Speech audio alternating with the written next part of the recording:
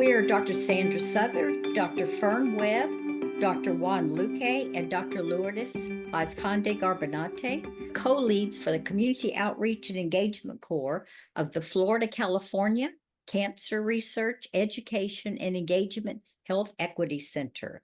CaRE2 is a bicoastal cancer research and training center that brings together researchers from Florida A&M University, the University of Florida, and the University of Southern California.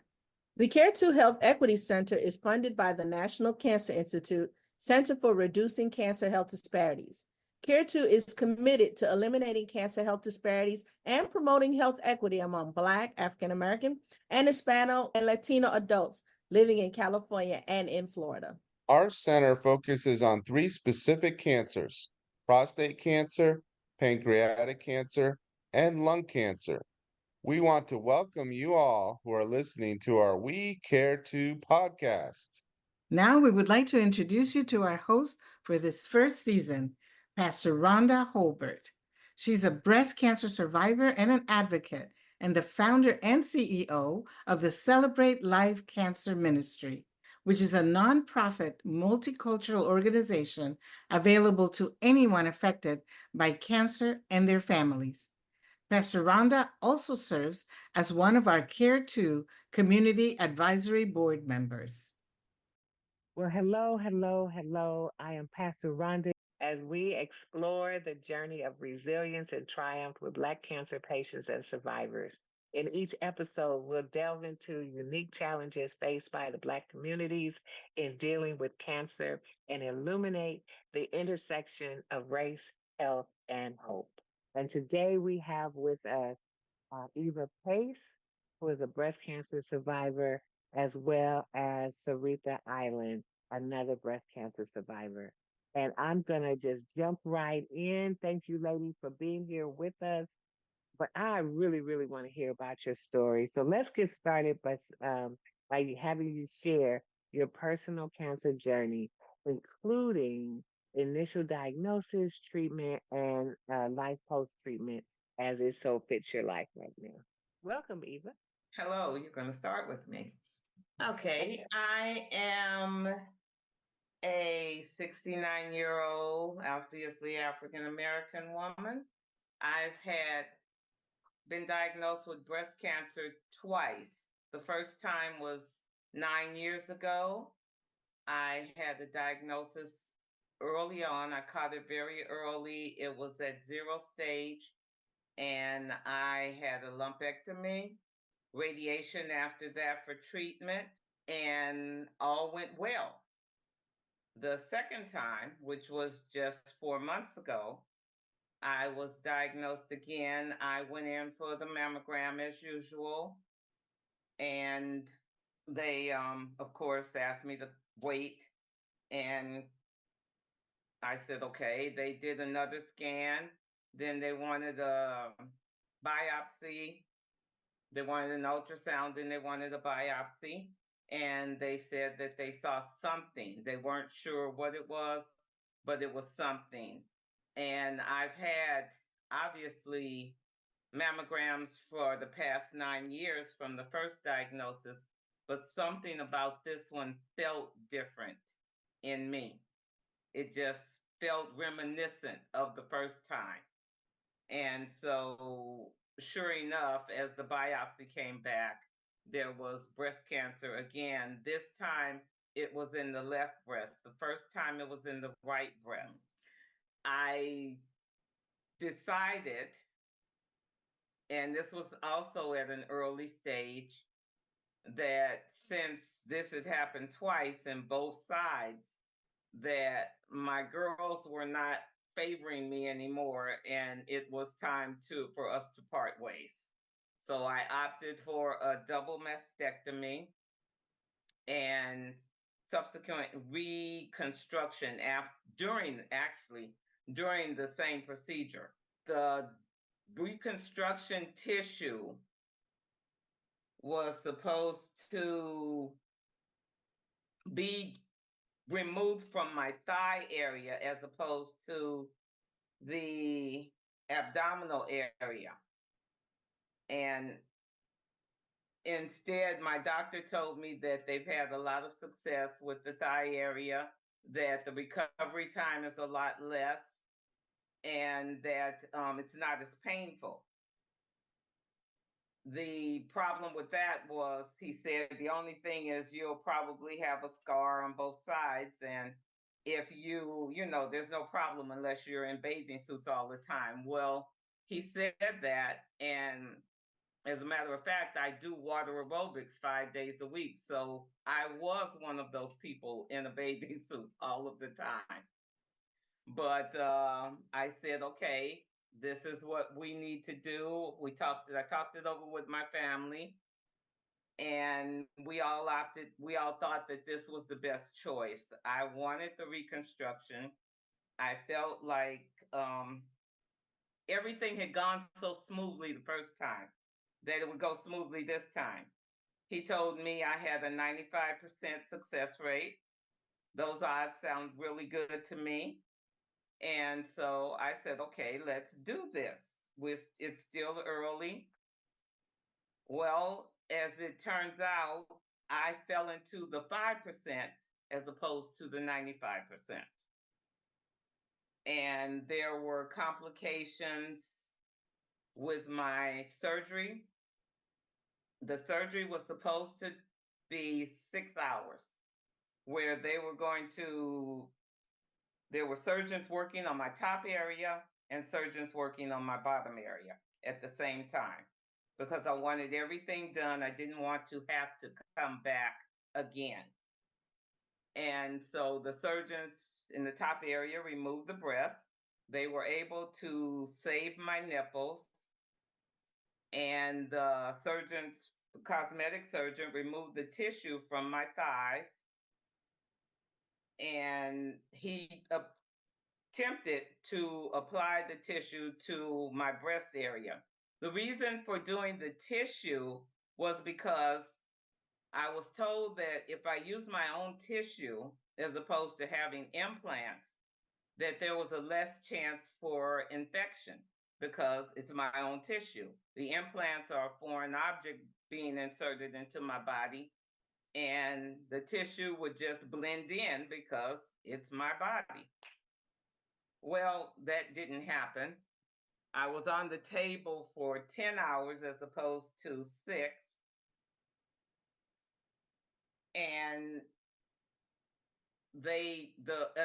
apparently from the first surgery, the radiation treatment did more damage to the tissue than anyone had suspected. And they didn't know that until they got in there. No one knew. Everyone just assumed it's okay until they got in. The blood vessels wouldn't coagulate. They wouldn't hold. They kept breaking down. They would hold for about 10 or 20 minutes, he said, and then they would break down. He tried to use all the tissue from one thigh, and it continued to break down because they were trying to fix the right side, which is where the original cancer was. And he thought if he could repair the right side, that the left side wouldn't be a problem. Well, the right side used up all the tissue in my right thigh, and then he attempted to fix it with the tissue from my left thigh. That still didn't work, and the tissue had been out of my body for so long, it began to disintegrate. So he had to close me up. It had been 10 hours on the table. He opted to insert implants in anyway, just to save the space, because it's not like he could wake me up and ask what I wanted. I was I was out. It was 10 hours. And so he just made a decision to put the implants in anyway. I now have implants on both sides. They're not quite even, but I have them. I have the nipples. They're there. They're in place. I was told that there would be no feeling whatsoever once they did the reconstruction and reattached the nipples. But fortunately, I have sensation on one side. So that's kind of a blessing for me. I still have some feeling there. That's But real good. We can pause there. I think some of it may come out as we go along in our conversation today. So then we'll bring up Seretha Eiland and have her share personal cancer journey as well. Thank you so much, Ava. Wow. I hey, mean, Seretha, that's incredible. That is incredible. it was a lot. Well, and you still ended up, with two new boobs, and you could feel them. We got to celebrate the small wins. So again, my name is Seretha Eiland. My cancer journey began approximately 9 years ago. And I too, by the grace of God, we were able to find it early. It was stage 2.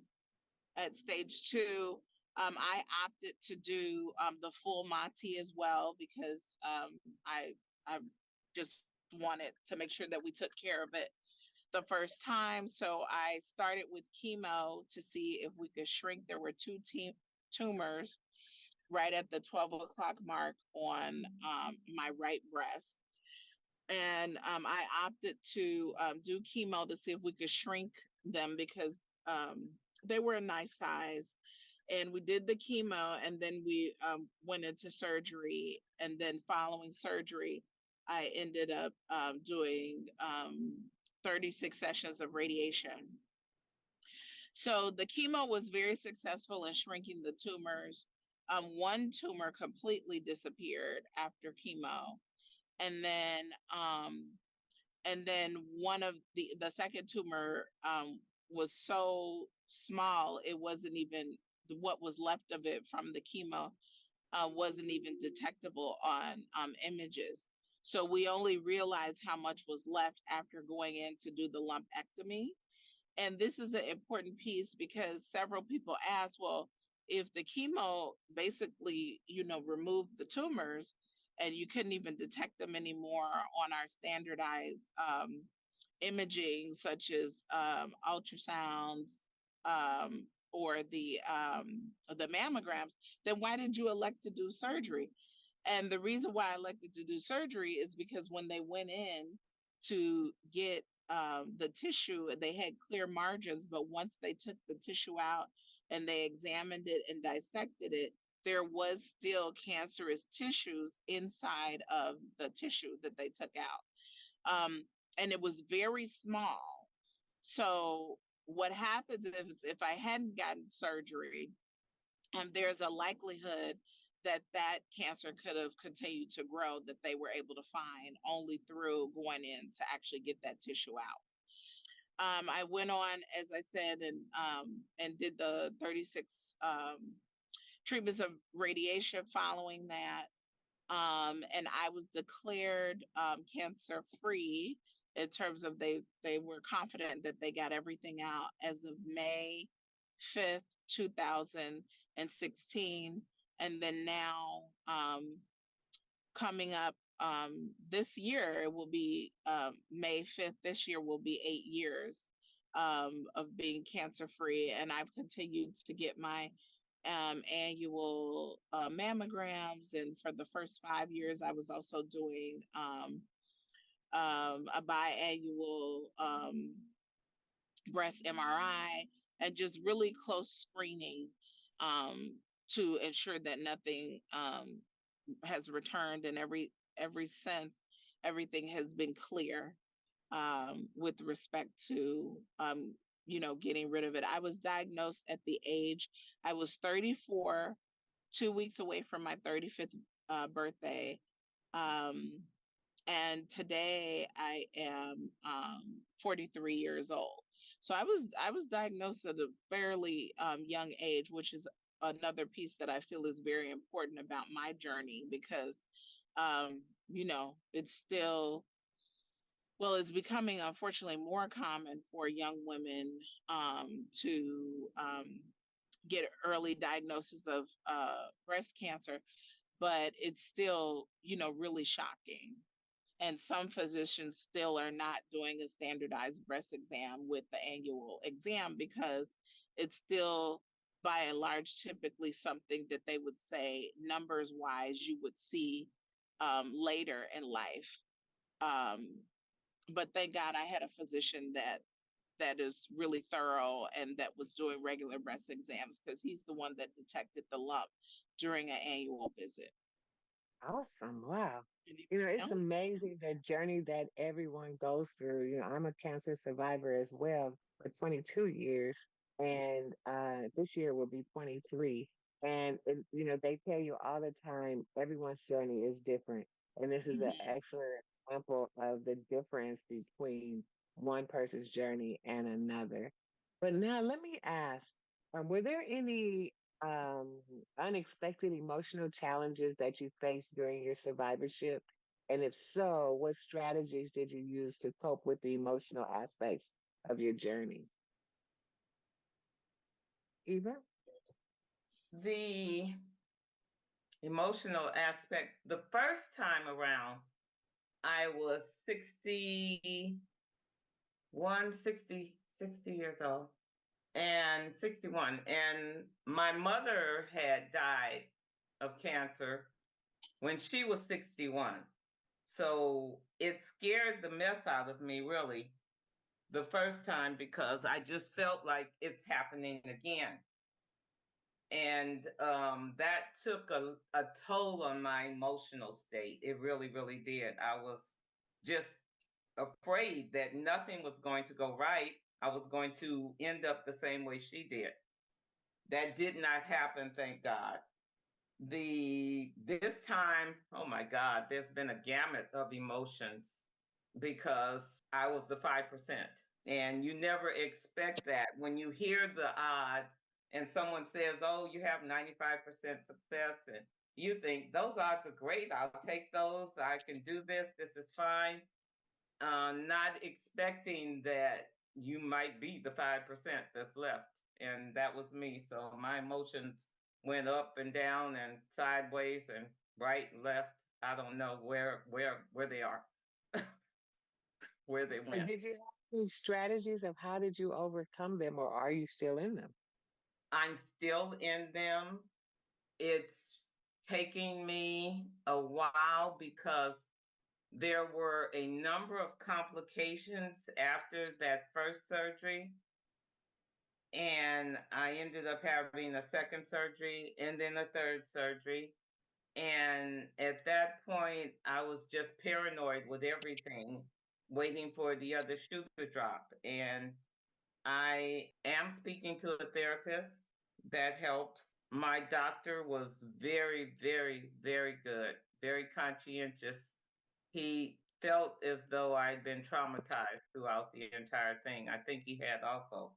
But um, I still, even when I began to, I felt myself being paranoid about everything and even things that weren't medically related. When I started to drive again, I was cautious and even overly cautious when I would drive. I'm constantly looking over my shoulder. I wouldn't go over a certain speed limit. It was just, it just, everything just made me hesitant and apprehensive. But surely that makes a lot of sense. And it's amazing because we never know how we're going to feel about something until it happens to us. Yeah, when it showed up in my driving, I thought that was kind of strange, but my therapist said, no, that's to be expected. Right. Okay. Seretha, Yes. tell us about your emotional challenges that you face, if any. Um, I think initially, very similar to Ava, there was a lot of fear. The greatest equalizer in life, as I say it, is when you have to look potential death in the face. Mm. And then you have to decide what's important in life and what's not in that moment. And everything that you thought mattered just doesn't matter anymore. And Powerful. so initially it was definitely fear, but then I had to decide, I'm either going to be afraid and be crippled by my fear. And for the for you, you know me, and Ava's gotten to know me. Like, I'm a brainiac. I have to wrap my head around it in order to understand something. And as I started to read studies on how the body heals better when you think positive, and when you're surrounded by positive people, and when get negativity and things out of your life. And so making some decisions, number one, to live, and number two, to heal, I decided that I was gonna not let fear set up in my house. And I put it outside the door, closed the door. And every once in a while, it peeked back in, but it never came back into my house to set up shop. But that Man. was a process to have to get it up out of there. And then once I finally did, then I felt like I was off to the races. The other biggest emotional piece that came was in dealing with family members and I've thought about it almost for the last 10 years. It was fear for them too, but I also realized that it was almost like an anticipatory grief that they were experiencing, and not just grief, not anticipatory grief that I might die. Certainly that affected them to think that way, but also this anticipatory grief about, um, wow, our pillar, our rock, because I'm that person to my family, is now ill and needs help and is not available and able to be there for us. She needs us to be there for her, and adjusting to this new role of me needing help, and me actually having to adjust to learning how to ask for help. It was a lot of different things emotionally that came up with that. And then, obviously dealing with some anger related to people not getting that I now am the one that needs help. And I'm the one that's going through this, and how could you guys not see this? And just really understanding now, after all these years of really trying to wrap my head around just how much I meant to my friends and family in terms of being that rock. But what happens when the rock needs to lean or sit or somebody else to carry it? And that was a heavy weight for me to have to reconcile while being sick. Wow. Yeah, and I like you mentioned asking for help, and I thought about receiving help, Yeah. because the one who gives it all the time, we often have challenges with accepting it as it even comes, right? Hmm. Yes, my therapist actually had to almost sit me down to tell me, let people help, because Hmm. I'm that person in the family also that everyone Hmm. comes to for Hmm. something, whatever, and that everybody leans on. Hmm. And now, what do they, and I'm thinking, what do they do if I'm not there to support them? And I had to be told, this is your time. This was my time to be supported. And I did, Yeah. that was a rare feeling for me. That was Yes. unusual, foreign. Hmm. I didn't even grasp the concept for a long time. What do you Right. mean? Let them help me. Right. Almost I a can fish in the normally help water. them. Hmm. Hmm. For them to help you is their way of contributing to your healing. Yes. Because otherwise they have a tendency to feel helpless. I can't do anything now. And when we look at how can they help, somebody could take you to the doctor, somebody could run your errands for you, someone could do the laundry, pick up the Hmm. children, somebody can. So Hmm. there's different things, and they can be able to say, oh, I was able to do something. as, Right. as opposed to, I don't know what to do. And I Yeah. actually had my niece called me because she was helping a friend, or she was on her way to help a friend who was going through something similar. And she said, "Well, what do I do?" I said, "First of all, you just need to go over there and keep your eyes open. Mm. When you see that there is a need that you can feel comfortably, that you can do that part, then do it. Don't Mhm. ask them if you can, simply do it. Because if you Mhm. ask, what are they going to say? Mhm. Oh, no, baby, I got that. Mhm. Yeah. Yeah. Yeah. Right? So just Don't do worry it. about it. Yeah. If you hear the patient say, man, I got to get up and go get those children from school. I got you. Mhm. What time, Mhm. where's the school? Mhm. And what time do I need to get there to pick them up? Right? Mhm. So, Right. so Right. then as the patient, as the survivor, as the thriver, then, receiving the help is also as hard as having to ask for it.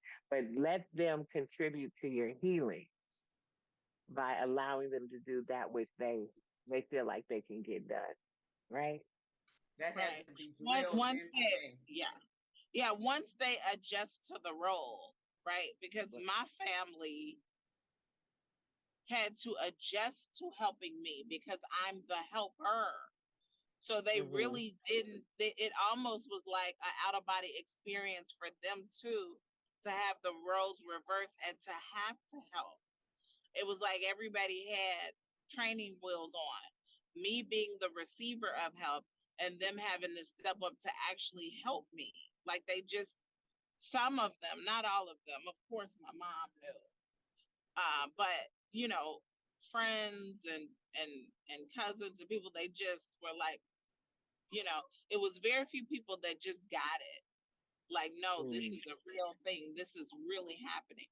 But the crux of what we're talking about right now, and I don't know if we'll get into it later, but I truly do believe, kind of going back to the podcast and highlighting the need for us to look deeper at this, is the crux of what we're talking about with the role of Black women and what they mean to the Black family. And when they get sick, when the pillar gets sick, what does the pillar lean on? I believe, I don't have any scientific data or anything to back this up, but what I believe, that is why Black women's mortality rate is higher when it comes to breast cancer and surviving it versus our white counterparts, because of this Speak more very to thing. that. Yeah. So it is in the data in terms of Black women at disproportionate rates having higher mortality rates when it comes to breast cancer. So same diagnosis, same disease, but white women are surviving at a staggering higher rate than Black women are.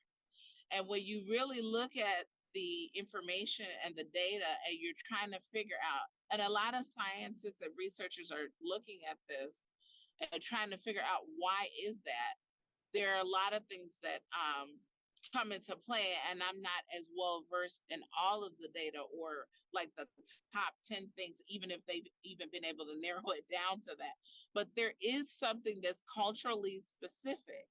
But one of the things that I've definitely read about is the disparities in healthcare treatment, says to healthcare. There's also this piece that we're talking about too, in terms of so many women of color being put in a position of having to decide, do I take care of myself in this moment because I've just been diagnosed with breast cancer, or do I put that on the back burner and go to work because I got to feed these kids, or I have to take care of my family, or I have to continue to fulfill this role? And to me, that's more of what the research needs to get into. But we know it is documented pretty clearly that the disparities of in healthcare treatment, access to the treatment of Black women within the body of our healthcare system, definitely is less than that of our white counterparts. And of course that contributes to it, but there's a lot of these social factors that also contribute to it. The mortality rate being higher. So what do you think would help that process? Well, we certainly got to vote for people that have strong initiatives in, being more equitable in their healthcare treatment and services, for sure. We got to really start looking at what our senators, our congressmen and women, and our president stand for on that front, especially with this being an election year. But I'll move on from that. But in addition, I think that Black women in the Black community really have to take a real good look at these social dynamics that exist within our culture that either puts us in a position to have to choose between going to work and put food in our babies' mouths versus, taking care of ourselves. We also have to have a real conversation about, some of our ideologies about healthcare in general. I think it's a lot of things that come into play. I think we have to, and it's not just us, this one isn't on us, repairing our relationship with the healthcare system so that we could trust them more to treat us right and to take care of us, and so that we will listen to our doctor's advice, right? I think as a family unit, we have to learn what we were just talking about, how to show up for each other and not put it all on big mama, that person, or auntie or sister or whatever, and work together collectively as a community, and a family, to take care of each other so that it all doesn't fall on that one responsible sister or grandma or mama or whatever. So I think it's multifaceted. I think it's layered. And I don't think it's all on us. There is a systemic issue here that is embedded in racism, for sure. But what we can do as a community is to love on each other more, care for each other more, nurture each other more, and try to repair this relationship with our healthcare system so that we could, try to get better treatment and adhere to that treatment. And be your own advocate. Yes, for sure. Gone are the days when you go to the doctor and the doctor gives you a diagnosis, gives you advice, and you just take it right. at face value. Absolutely. At face value. Those days are gone. You have to read for yourself, invest in your own knowledge of what's going on, and question what you're being told. Yes. And if necessary, get a second opinion. And a third. You have to be your own advocate these days. Before there was a time, I remember my mother's time, where you didn't, like the teacher, you didn't question the doctor. You right. just didn't. They gave you a diagnosis, that was it. And that was as far as it went, as far as your questions were. But right. not anymore. Now we have to invest in ourselves, because, as you said, the medical care that we receive these days is not the same. Right. It's in a lot of cases subpar. Yeah. And we have to question. I think Black people have to go into a physician's office with the understanding that I'm interviewing this physician to work for me. Yes. I don't work for this physician. I'm interviewing them to work for me. I'm interviewing them to see if they are worthy and capable of me putting my life in their hands, and if they're going to get the job done and helping me to heal in whatever capacity that is. They're here to do a job for us. We're paying them for a service. So therefore, they work for us. Exactly. And we have to understand that. We have to believe that. We have to walk in with that level of confidence and fearlessness in asking questions. And if the doctor gets upset, then it probably wasn't the right physician for you. Absolutely. I was actually in a situation caring for a family member, and the family asked me, "Do you think we need to get a new doctor?" Well, fortunate because I have friends who are oncologists. I was able to get a copy of that loved one's record, send it to my friend who is also an oncologist, and say, "This is what they said about these records. What do you say?" The best piece of information I received back was no matter where that loved one is in the United States, that is the best plan for what I'm reading in this report. Mhm. So even when, there are a number of disparities, in the Mhm. healthcare system, we need to Mhm. also recognize that this system is bigger than our little world. It's a system for the whole United States. And I say that because some of the same things that have occurred here in Los Angeles have occurred in other states as well. Oh, everywhere. Mhm. So, so for us, as you interview the various doctors, and Mhm. you're putting your trust in them to care for you, um, something else to think about is they too are faced with the different things in the system, but in some cases their hands are tied, and they are doing. And so it's nothing wrong with asking, is this the best option for my loved one? Is this Mhm. the best direction? What is the plan that this loved one will be on? And say the trajectory is to go this way. What happens if there's a hiccup? Is there a plan B, or is there another direction for us to turn? And that all comes with communication with your doctors, with Mhm. your healthcare team, because you have worked to be with them and to have them to be able to share with you that, I talked to someone else on the team and this is what we believe is the best process for this right here. Because we started out the conversation with everyone's journey is different. It's different. Yes. Yeah. But I like your point about us being educated about what are the disease or the diagnose or the condition is, because then you have a framework of what questions to ask. Right. If you don't even know what you quote unquote have or what your diagnosis means, then how do you know what questions to ask? And that goes back to the extension of our family and our community.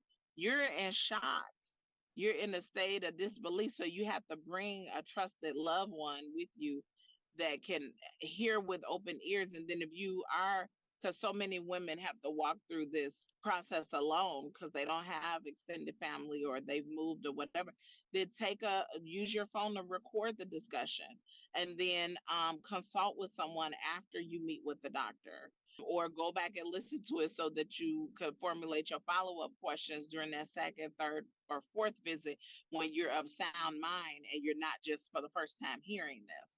So, and then obviously just getting down into it and really researching and reading and finding out about what you have and different treatments and all of that. It is so important. It is so important to be educated on whatever you're diagnosed with. Oh man. So, in what ways did your perspective of life change as a part of this journey? Go ahead, Eva. I don't know about my perspective. I My perspective, eh, I'm a Christian. I believe in God. I still believe in God.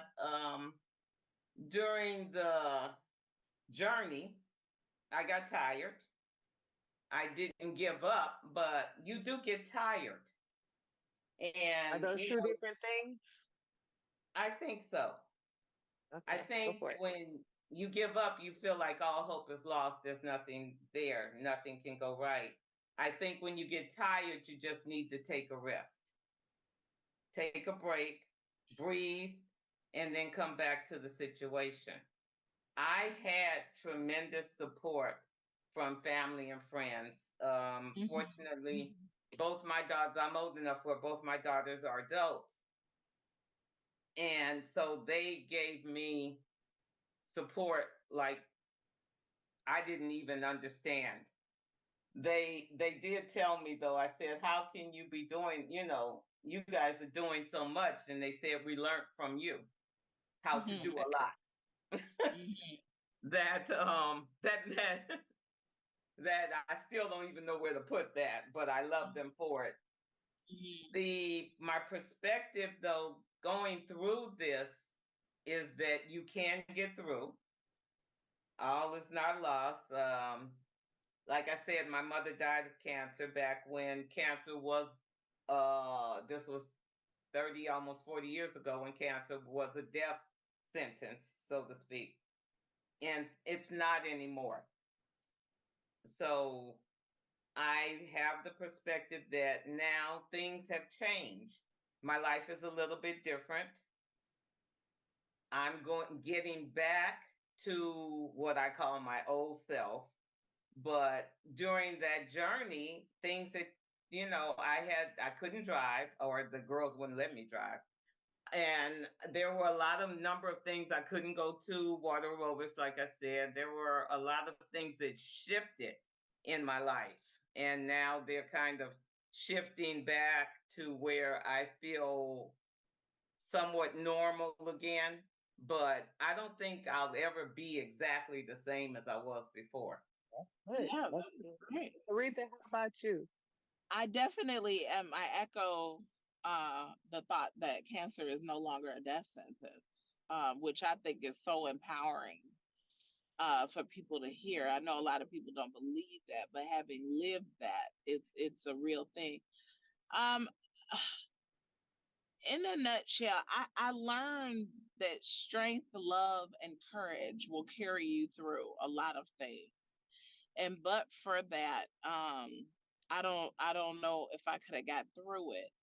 Um, honing in and tapping into my inner strength. Love is that existential thing, all of the love that I received from people to help carry me through, and obviously the love of God. But then the courage, having the courage to face it in the face, was a big thing as well. And then I'll be honest with you, I spoke to it. The greatest equalizer is potentially having to look death in the face and really looking at what matters in my life. So I don't waste a lot of time anymore on nonsense or frivolous things. I don't mince my words. I thought I didn't mince my words before being a survivor. But now, after being a survivor, it's like, come on, let's just get it out here. Let's make it plain. Let's get through it. Let's work through it. It might be hard, but let's get through it. Okay, we got through it. Let's move on. Why are we still talking about this? So it's kind of I've gained again, I thought I had a lot of self-confidence and this self-assured woman prior to, but I really gained a lot of self-confidence, and I really honed in on a greater purpose. Um, yeah, yeah. I think I'm living actually in my purpose now, which prior to my cancer diagnosis, I never thought that would be my purpose, but now I'm honing in on it, living in it, and proud of it. Amen. So, have you been involved in cancer advocacy or raising awareness post survivorship? I would say so. I would say yes. For one, there's I mean, Celebrate Life, Celebrate Life Cancer Ministry. Yes. And, the people I talk to now, I have a different story to tell than prior to this. So I advocate for people to keep up with their own diagnosis and go to the doctor. If you feel something's wrong, be in tune with your body. And you know your body better than anyone else. If something doesn't feel right, chances are it probably isn't. Check it out. It may not always be cancer, but you can find out what's going on with you. Yeah. I think I've brought awareness into spaces where there was no awareness. I assist my employer in sponsoring some sort of awareness, specifically related to breast cancer every year. I've told my story unapologetically to a lot of young women and a lot of people, period. Every chance I get to tell my story, I tell it. And I don't tell it as like a sob story or a shameful thing, because a lot of women carry shame around their cancer diagnosis, and they don't want to talk about it. They want to put it behind them. I've invited, a lot of women to celebrate life cancer ministry events, and I've heard them say, like, I'm done with that part of my life. I don't even want to look back. And it's like, to me, it's a celebratory thing. It couldn't have been a better name for an organization, because we're surviving. And I really get a kick out of when I'm telling a new person that I'm a survivor, how surprised they are. Like, oh my God, you had cancer. So that lets me know that I'm living and moving through this life in such a way that folks see me as being healthy and whole. And that's real survivorship to the point where they can't even see, oh my God, you actually had this poison in your body at some point. And to talk about that and to be a living witness of survivorship, I think is the way we live our lives. All three of us is a part of advocacy. I love that. I love the way you said that, because it does bring awareness. That's what brings awareness. I've had people tell me, I thought you were sick. Yeah. I was. Okay. But when I had some of my coworkers said, well, I thought you had cancer. I did. But, you don't look like it. How am I supposed to look? Exactly. And so I think it's a testimony for me, for someone to not expect me to look as though I do, the way I do. And so when I tell people, no, this has happened and I'm still here and I'm still moving on, then that hopefully will encourage someone else. Because if you're either in that space or someone who's in that space. Yes. And so hopefully my story is an encouragement and help bring someone else aware that you can get through this no matter what happened. And my story was a story. So if all of this happened and I'm still, because I'm back in the pool now and I'm having a good time. It took a little bit longer than I anticipated, but I'm back and things are going well. I cannot say I had enough support, people that I did not even dream of helping, just came out of the woodwork and said, what can we do? How can we help? My best friend moved in with me for a while the girls took a break. It was just an enormous amount of support that I received. And people need that, because I didn't think I did in the beginning. And I found out that all of those people, I needed them. It's amazing how good support feels when we actually allow someone to support us, Black women that are listening to this. To support us. When we are actually vulnerable and trusting enough. And I understand why it's hard. I get it. But when we actually could live in a space where we are loved enough to be cared for and we allow them to do it, how just wonderful and overwhelmingly beautiful that is. That's but a lot of times we don't allow people to do it. But when you do, oh my God, It's a love like you've never experienced. Amen. Yeah, it's important. Amen. That's a whole nother podcast. That's a whole different podcast. Oh, you are so right. Yeah. Well, ladies, this has been a great conversation. Thank you so much for taking time out of your busy days to share with us on the podcast today. Thank you so much. And you're absolutely right. We have a topic for yet another podcast.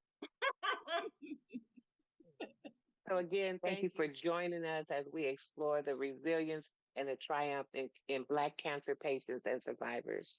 And you telling your story today helps other cancer survivors, caregivers, and loved ones to illuminate the interactions between race, health, and hope. Thank you so much, ladies. And until next time.